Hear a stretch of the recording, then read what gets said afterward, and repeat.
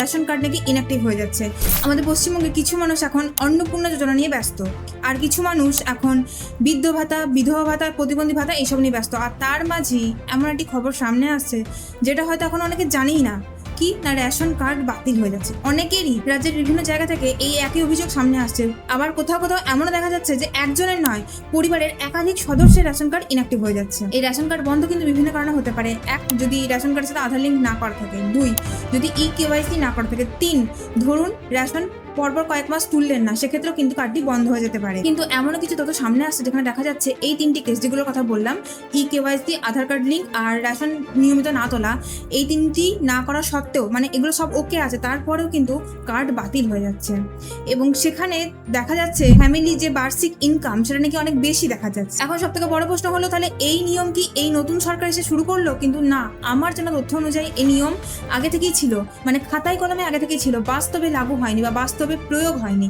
এবার হলেও কতটা কি হয়েছে সেটা কিন্তু আমরা কেউ জানি না, বা এটা নিয়ে অনেক বিতর্কও আছে। এবং অনেক ক্ষেত্রেই দেখা যাচ্ছে এই বাতিল হওয়া রেশন কার্ডের টাইপ মেনলি SPHH, PHH এবং AAY। তবে সম্প্রতি আমাদের পশ্চিমবঙ্গের খাদ্যমন্ত্রী অশোক কীর্তনা মহাশয় একটি বক্তব্য থেকে জানা যাচ্ছে, যার 4তলা বাড়ি আছে বা যে বাড়ির কেউ একজন ফ্যামিলি মেম্বার সরকারি চাকরি করে, সে রাজ্য সরকারি হোক বা কেন্দ্রীয় সরকারি হোক, বা কেউ একজন পেনশনভোগী হয়, বা কেউ যদি ইনকাম ট্যাক্স দিয়ে থাকে, সেক্ষেত্রে সেই বাড়ির বা সেই ফ্যামিলির রেশন কার্ড কিন্তু বাতিল হতে পারে। যে খবর সামনে আসছে যে কোন পরিবারকে কোন রেশন কার্ডের আওতায় আনা হবে, এই যে প্রক্রিয়া, এই প্রক্রিয়া নাকি অনেক দুর্নীতি হয়েছে।